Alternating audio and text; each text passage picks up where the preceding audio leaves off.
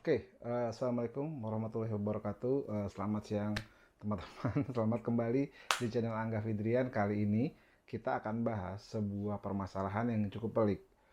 Di mana beberapa waktu lalu Pak Purbaya, Menteri Keuangan yang baru, menyatakan bahwa pemerintah tidak akan membayar hutang dari kereta cepat atau dari KCIC. Sekarang kita akan bahas.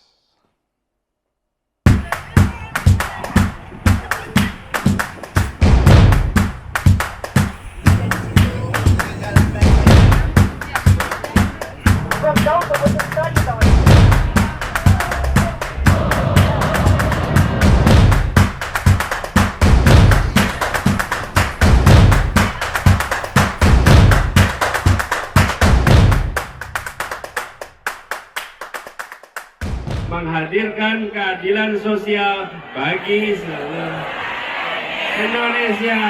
Nah, itu dia tujuan kita. Nah, sebelum bahas lebih lanjut, gue mau menyampaikan bahwa gue sedang mengerjakan buku yang versi offline, tapi versi online-nya yang gratis bisa di-download di www.anggapf.com. Bukunya bicara tentang kelas menengah di berbagai belahan dunia yang jadi salah satu inisiator gerakan perubahan di banyak negara. Ada di Chile, ada di Thailand, ada di banyak negara lainnya. Silahkan baca gratis di anggapf.com. Nantikan buku cetaknya akan hadir akhir tahun ini. Oke? Nah, sekarang kita akan mulai ke pembahasan. Jadi, seperti beberapa minggu terakhir ini kita heboh dengar ada Menteri Keuangan Pak Purbaya tegas menolak utang luar negeri dari kereta cepat TWUS. Dia menolak untuk membayarkan utang lewat APBN. Untuk jadi pengetahuan, total pembangunan dari kereta cepat adalah sekitar kira-kira 116 triliun rupiah. Nah, 75%-nya atau 5,4 miliar dolar AS atau setara 81,3 triliun berupa utang luar negeri. Sedangkan sisanya 1,8 miliar US dollar atau 27,9 triliun kira-kira ya, itu adalah setoran dari pemegang saham. Nah, komposisi pemegang sahamnya adalah 60% itu konsorsium BUMN. Ada KAI di sana, ada Wijaya Karya di sana, ada Jasa Marga, dan ada PTPN 7 di sana. Dan 40%-nya itu dari konsorsium Beijing Yaohan HSR. Banyak yang tanya, banyak yang nyebut, ini mah pemerintah cuci tangan, kok gitu sih? Ini kan proyek strategis nasional. Ini kan dibikin sebagai legasinya Pak Jokowi, kok pemerintah sekarang malah cuci tangan gitu. Nah, teman-teman, ini tuh bukan sekedar pemerintah cuci tangan, tapi memang Pak Luhut sendiri sudah bilang di pernyataan medianya bahwa ini tuh kesalahan fundamental sejak awal. Kalau bahasanya Pak Luhut, barangnya sudah busuk pas dia terima. Nah, yang menarik bahwa Indonesia itu bukan negara pertama yang ngalamin masalah kayak gini. Jadi udah banyak negara-negara yang mengalami kerugian dari pembangunan kereta cepat. Sayangnya kita memilih pilihan yang paling buruk dengan bikin perjanjian B2B, di mana negara-negara lain itu bikin perjanjiannya adalah perjanjian G2G gitu ya, pemerintah ke pemerintah atau lainnya gitu. Jadi bukan B2B gitu, dengan menempatkan pemerintah sebagai pembangun utamanya. Pertama yang perlu disampaikan adalah bahwa transportasi kereta cepat itu tidak bisa disamakan dengan transportasi umum dalam kota. Misalnya kereta KRL gitu ya, komuter lain, MRT, LRT, BRT gitu, busway gitu, nggak bisa disamakan, sehingga positioning subsidinya itu bukan subsidi dalam bentuk PSO kayak kereta-kereta lain, tapi ini adalah transportasi umum biasa yang ditreatment seperti kereta eksekutif atau kereta atau pesawat terbang gitu misalnya. Di Indonesia sendiri kereta kereta kereta KAI gitu ya, yang disubsidi itu hanya kereta ekonomi PSO gitu. Ada kereta yang spesifik di PSO kan gitu, tapi sisanya yang lain itu skemanya bisnis biasa. Sehingga ketika ngomongin kereta cepat itu nggak bisa langsung dipukul rata bahwa ini adalah proyek kereta yang harus dapat subsidi. Itu adalah sesat pikir. Jadi jangan dipercaya ketika ada orang yang bilang seperti itu. Karena di berbagai negara lain pun kereta cepat itu setara dengan layanan pesawat. Bahkan di beberapa negara Eropa ya, yang saya ingat kalau nggak salah Perancis, itu ketika sudah ada layanan kereta cepatnya, maka tidak boleh ada penerbangan di antara dua kota tersebut, misalnya di Paris Marseille gitu. itu sudah ada layanan kereta cepatnya, maka tidak boleh ada layanan penerbangan Perancis gitu ya yang melayani dari Paris ke Marseille gitu. Jadi itu harusnya ke daerah-daerah yang belum terlayani oleh kereta cepat. Makanya ketika bicara Indonesia, uh, Jakarta Bandung gitu itu terlalu treatmentnya harus seperti pesawat, bukan seperti kereta api antar kota biasa. Itu yang perlu digarisbawahi sehingga kita tidak sesat dalam berpikir.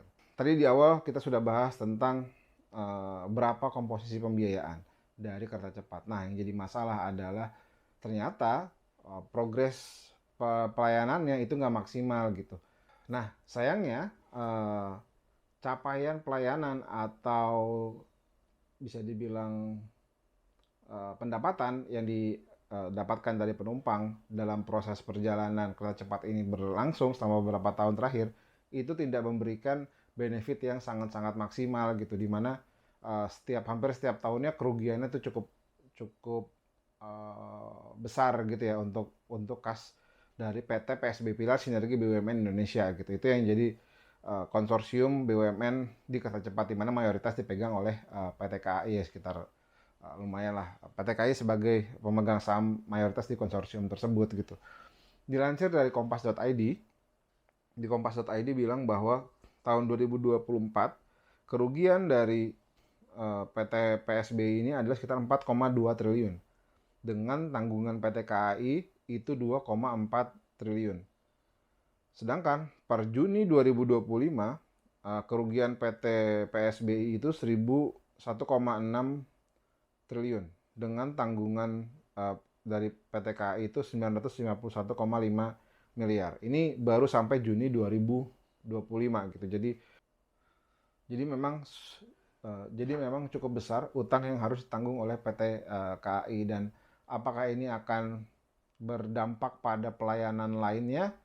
Ya kita bisa rasakan sendiri gitu. Teman-teman yang naik kereta jarak jauh, kereta PT KAI jarak jauh dan segala macamnya itu, apakah merasa bahwa ada penurunan pelayanan atau harganya naik?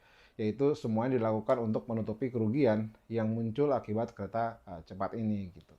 Nah, Pak Purbaya sendiri menyatakan bahwa sekarang APBN tidak lagi mau menanggung pembiayaan dari kereta cepat karena sekarang sudah ada Danantara, di mana Danantara ini kan sebenarnya mengumpulkan semua keuntungan dari BUMN-BUMN yang ada di Indonesia untuk jadi basis modalnya dia, sehingga termasuk PT PSBI ini adalah tanggungan dari Danantara, sehingga Danantara yang diminta untuk mencari alternatif dari pembayaran utang, pembiayaan dan pembangunan dari kereta cepat ini ke depannya gitu.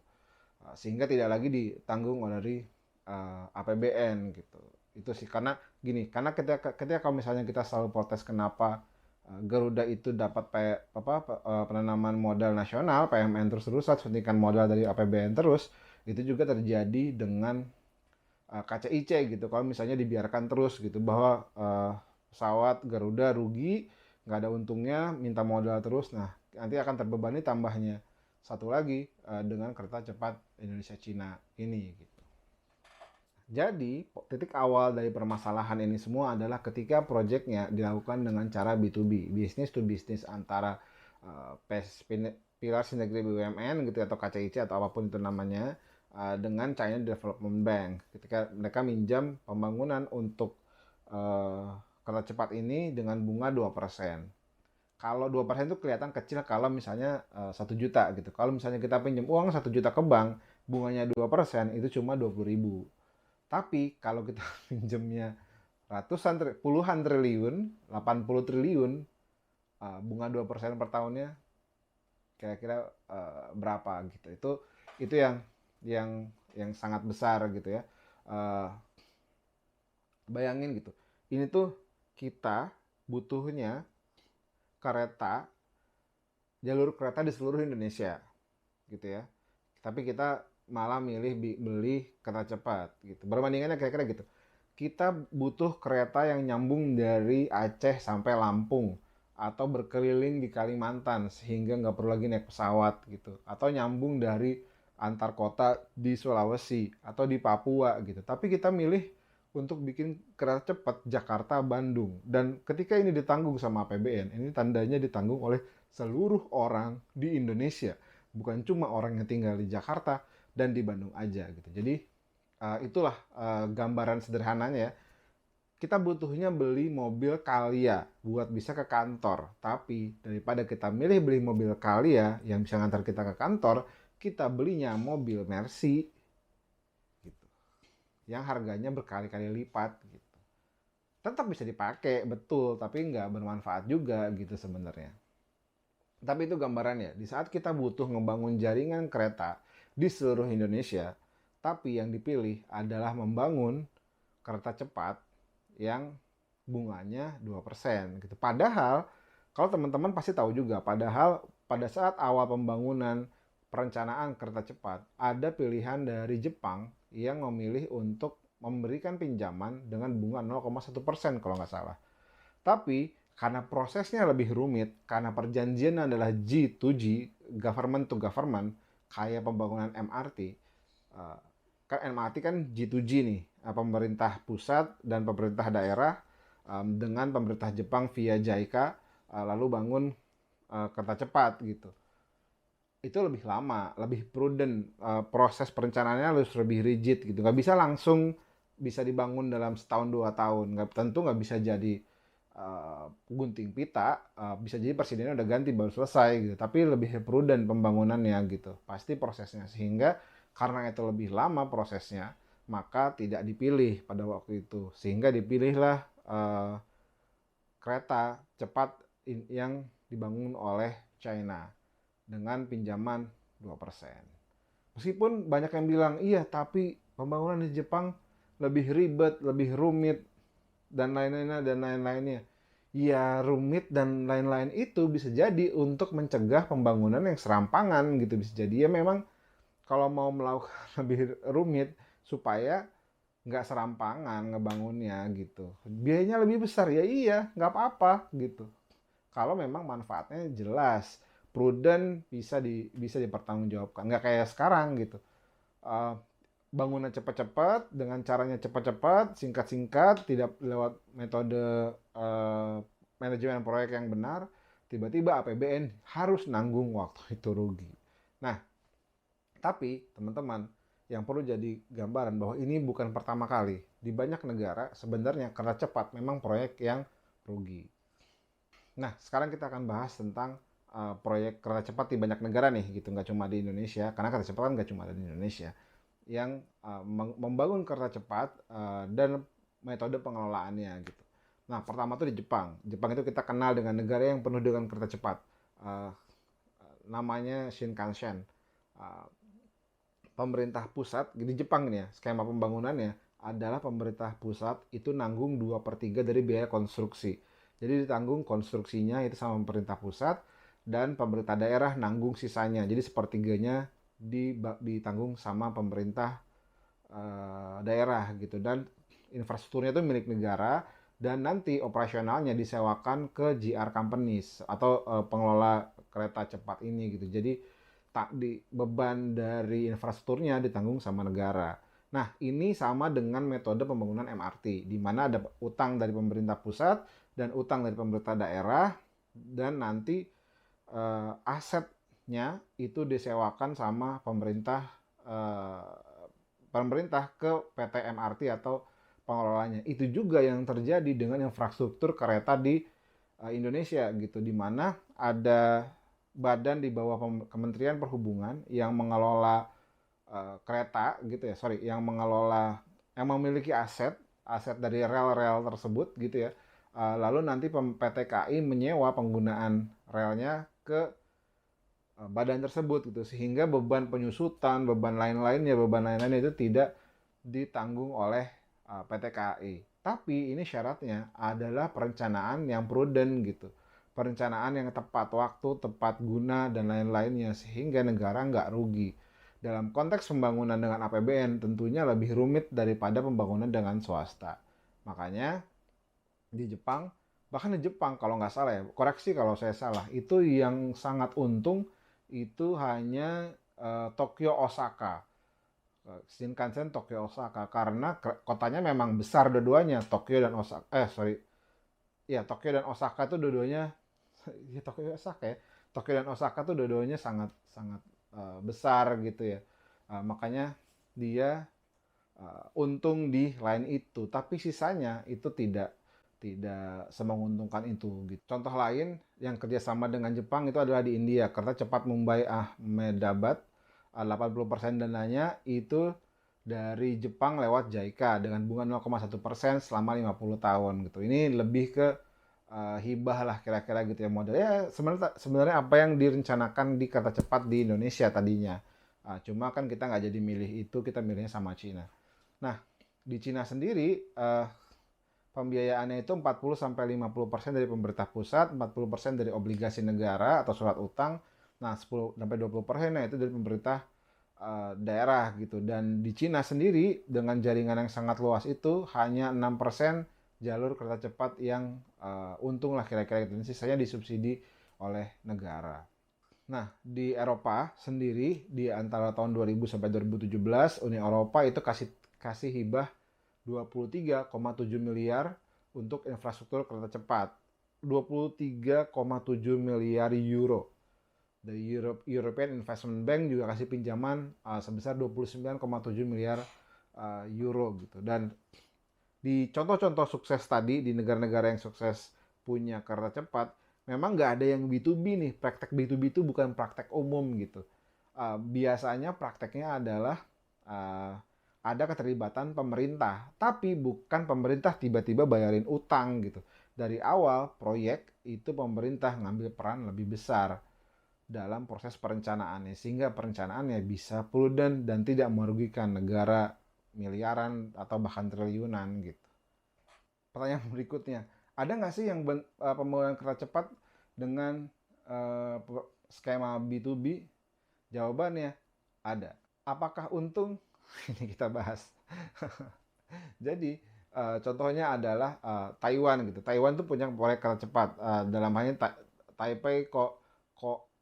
Taipei Kaohsiung yang dibangun dengan skema BOT.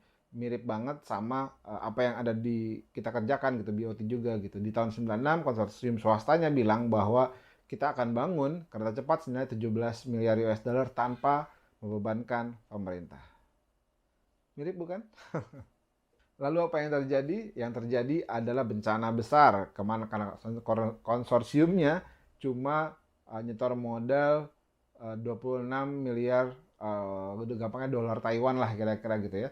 Untuk proyek yang biayanya 400 sampai 500 miliar. Artinya mereka pinjam hampir semuanya dengan bunga yang sangat tinggi. Kereta jalan 2007, tapi 2 tahun kemudian, tahun 2009, mereka hampir bangkrut. Penumpangnya cuma setengah dari proyeksi. Mereka bersaing ketat sama LCC ya, maskapai penerbangan murah, dan struktur utangnya tuh nggak sustainable gitu. Nah, pemerintah Taiwan terpaksa bail out. Mereka kasih pinjaman lebih dari 300 miliar. Suntik modal 38 miliar sampai pemerintah punya 36% saham. Pada akhirnya pemerintah harus beli sahamnya supaya nggak merugi terus-terusan. Nah, tahun 2015 pemerintah resmi ambil alih dan hentikan skema BOT. Total kerugiannya di tahun 2007 di total kerugiannya sampai tahun 2014 itu adalah 1,73 miliar US dollar. Sama bukan? Awalnya bilangnya tanpa menggunakan APBN, tanpa melibatkan pemerintah. Untuk ujung-ujungnya di bail out oleh pemerintah. Dan kayaknya itu yang bakal kejadian di Indonesia juga. Nah, di Inggris juga punya nama Channel Tunnel Rail Link. Kereta cepat London lewat terowongan Channel di tahun 1996. Pemerintah awalnya bilang akan fully privately funded atau 100% dari dana swasta. Tapi nggak nyampe 2 tahun konsorsium swastanya udah kolaps karena pendapatan Eurostar atau nama keretanya itu jauh di bawah proyeksi gitu. Pemerintah Inggris terpaksa kasih jaminan utang 3,7 miliar pounds atau 65% dari total biaya proyek. Tahun 2009 Uni Eropa approve bailout senilai 5,69 miliar pound sterling. Jumlah yang hampir sama dengan total biaya konstruksi senilai 5,8 miliar pound. Komite Parlemen Inggris sendiri mengecam keras kesepakatan ini. Mereka bilang wajib pajak dipaksa menanggung tagihan untuk kesepakatan cacat yang gagal mentransfer resiko. Kira-kira gitulah. Akan terjadi juga sama kayak di Indonesia. Lalu kita masuk ke bagian terakhir, di mana kenapa sih WUS ini rugi gitu ya? Kenapa sih WUS ini rugi gitu? Pertanyaan kan di situ, kenapa emang proyeksinya gagal? Emang waktu merencanakan bisnisnya seperti apa gitu? Nah, pertama yang perlu digambarkan gitu ya, Jakarta Bandung, WUS Jakarta Bandung itu jaraknya cuma sekitar 142 km. Tokyo Osaka di Jepang itu 515 km. Beijing Shanghai itu 1318 km. Kereta cepat itu kira-kira efisiennya atau menguntungkan buat jarak 400 sampai 800 km. Kalau terlalu pendek, investasi per kilometer jadi tinggi banget gitu, tapi pendapatan per penumpangnya rendah gitu. Sederhananya nih, ini kayak kita bikin jalan tol yang canggih banget dengan 8 lajur tapi cuma 10 kilo. Ya siapa yang mau bayar 10 kilo 50.000 gitu misalnya. Kalau terpaksa aja gitu. Tapi kalau nggak terpaksa mending lewat jalan biasa kan gitu. Jadi lebih lama gitu. Nah, ini juga yang sangat penting nih. Ini yang sangat penting. Selain tadi jaraknya terlalu pendek ya. Kalau jarak terlalu pendek itu mungkin bisa ngeles ini tahap pertama, tahap kedua, dan segala macamnya. Bagian berikutnya itu adalah populasi yang tinggal di koridor itu terbatas. Contohnya, jalur Tokyo Osaka itu menghubungkan sekitar ya kira-kira 40% populasi Jepang. Puluhan juta orang lah yang tinggal di koridor Tokyo Osaka gitu kira-kira. Di Beijing Shanghai menghubungkan beberapa kota yang masing-masing itu punya sekitar 10 juta penduduk gitu. Nah, Jakarta Bandung gitu. Ini koridornya jauh lebih kecil. Jauh lebih pendek, dia kan cuma 142 km. Nah, 142 km dan jumlah penduduknya itu mungkin cuma sekitar Jabodetabek mungkin 30 juta, Bandung mungkin berapa? 10 juta kira-kira ya gitu. Mungkin 7 juta, 10 jutaan. Bandung sekitarnya gitu. Itu tuh kecil dan gak semuanya itu commute dari Bandung Jakarta, dan gak mungkin juga orang commute tiap hari Bandung Jakarta, kosnya itu 100.000 sampai 200.000 gitu. Nggak banyak, ada tapi nggak mungkin sebanyak yang jadi target gitu. Makanya kita sering lihat banyak posting yang bilang kalau nyari sekarang naik bus itu gampang. Bisa nyari yang setengah jam sebelum berangkat atau 1 jam sebelum berangkat tuh masih bisa beli tiketnya. Nah, untuk kaitan sama ini jangan lupa juga bahwa di awal perencanaan WUSH itu ada sekaligus dengan perencanaan pembangunan kota-kota satelit, kota-kota baru di sekitar jalur WUSH. Ada pembangunan di Halim tentu saja, tapi Halim kan sudah padat lah ya gitu. Kita mungkin lebih sulit lagi kalau bicara tentang pembangunan kota baru di situ, apalagi ada bandara. Kita nggak mungkin bangun bangunan tinggi-tinggi di sekitar Halim. Tapi ada titik Karawang, stasiun Karawang. Coba silahkan cek. Di stasiun Karawang, tanahnya sudah punya siapa? Di sekitar situ. Lalu dulu awalnya ada pembangunan stasiun Walini. Walini adalah sebuah kawasan di Kabupaten Bandung Barat, di mana sekarang tanahnya masih kosong. Itu tadinya awalnya mau dibangun komplek baru, perumahan baru di Walini, bisnis properti.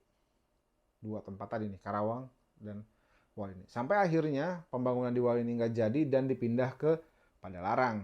Sekarang Padalarang juga sudah padat sehingga tidak mungkin dibangun kawasan properti baru di situ gitu. Dan kenapa harus ada stasiun Padalarang? Karena nggak mungkin di Tegaluar. Karena di Tegaluar aksesnya ke kota Bandung lebih sulit. Kalau di Padalarang mereka bisa ada stasiun kereta Padalarang yang lama gitu ya, yang melayani kereta dalam kota Bandung gitu, sehingga mereka bisa bangun. Sekarang kan sudah ada feeder dari stasiun Padalarang ke stasiun Hall Bandung gitu. Dan stasiun terakhirnya adalah Tegaluar di kawasan Gede Bage. Tanahnya masih kosong dekat dengan kawasan properti baru. Nah, silahkan dicek. Di tempat lain, di negara lain, bangun kereta cepat itu menghubungkan kota-kota yang sudah padat. Pembangunan kereta cepat Jakarta-Bandung membangun di stasiun-stasiunnya dibangun di tempat yang direncanakan sebagai kota. Belum tentu berhasil kotanya, yang mana sekarang kejadian, tapi sudah dibangun duluan. Jadi membangun infrastruktur kereta itu bukan untuk menjalankan orang, tapi untuk membangun bisnis properti baru.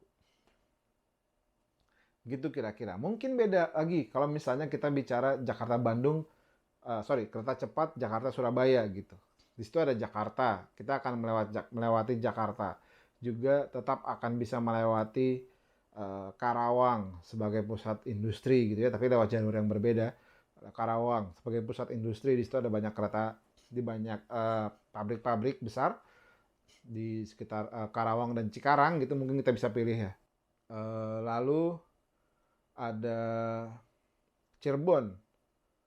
Cirebon itu juga sekarang kotanya jadi maju gitu ya, dan di Cirebon itu ada Cirebon, ada Indramayu, juga bisa melayani Brebes, Kuningan dan segala macamnya gitu, Cirebon dan sekitarnya.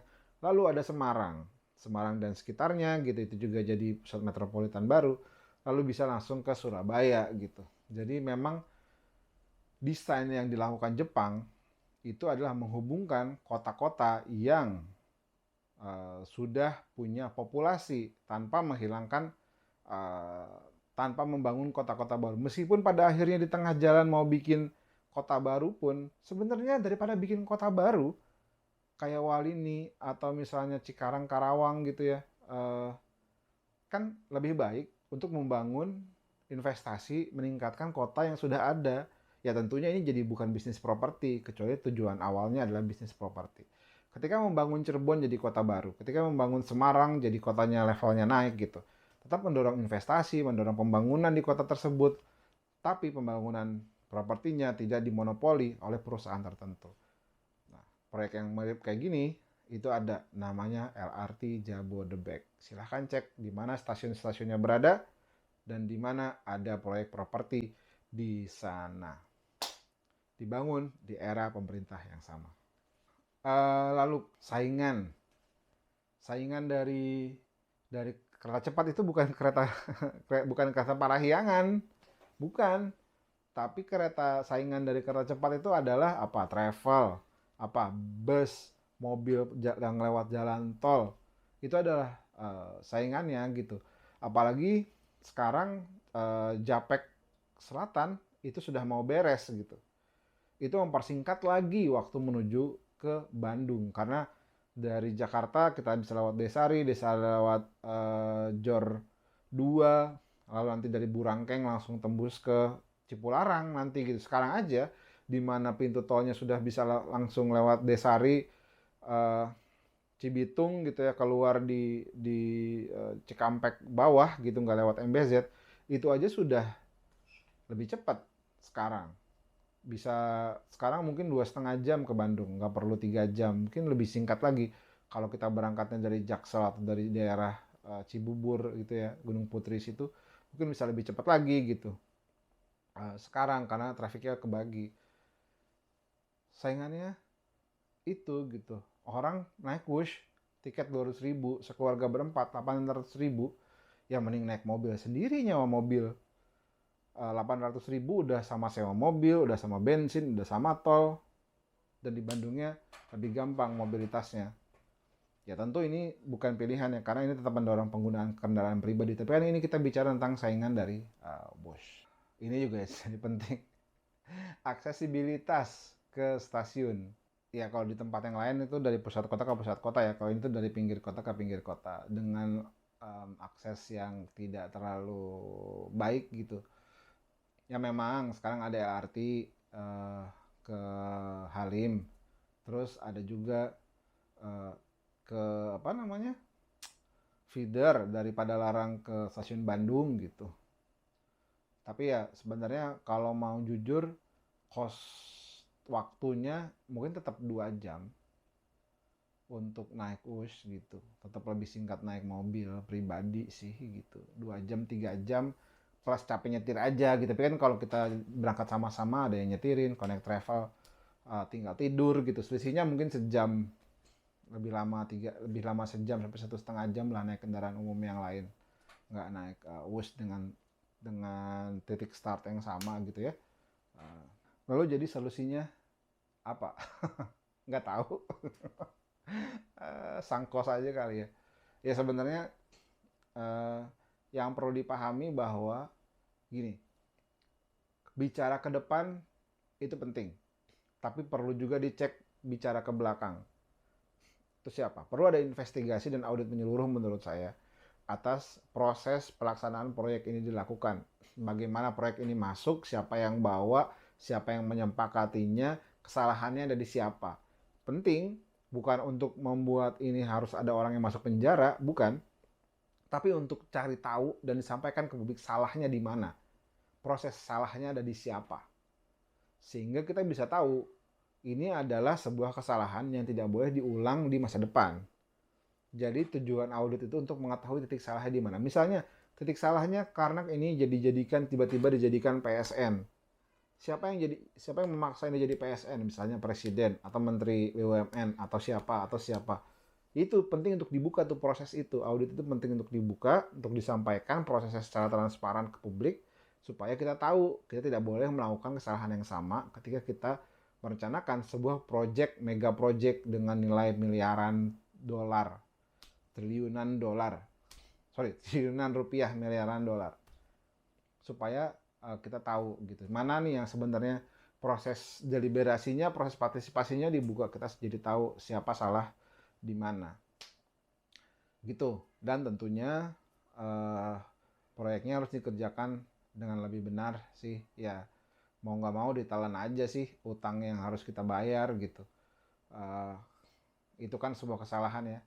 Tapi ya gimana caranya supaya tetap bisa maksimal pelaksanaan WUS-nya gitu. Supaya jadi kita harus menerima ini adalah sebuah kesalahan, proyek yang merugikan, tidak memberikan manfaat maksimal untuk masyarakat gitu. Sebagian mungkin merasakan manfaatnya, tapi kita bicara secara umum tidak terlalu bermanfaat untuk seluruh masyarakat gitu. Dan ya udah, ruginya kita telan gitu. Tetap kita bayar, kita telan dengan gimana caranya ini tetap berjalan lebih efektif dan efisien tanpa harus nyekek Argo Parahyangan, tanpa harus nyekek tol, tanpa harus nyekek travel, tanpa harus nyekek bus, tanpa harus nyekek yang lain. Karena yang dipenting oleh masyarakat itu punya pilihan, bukan nutupin kerugian dari kesalahan pemerintah sebelumnya. Sampai jumpa.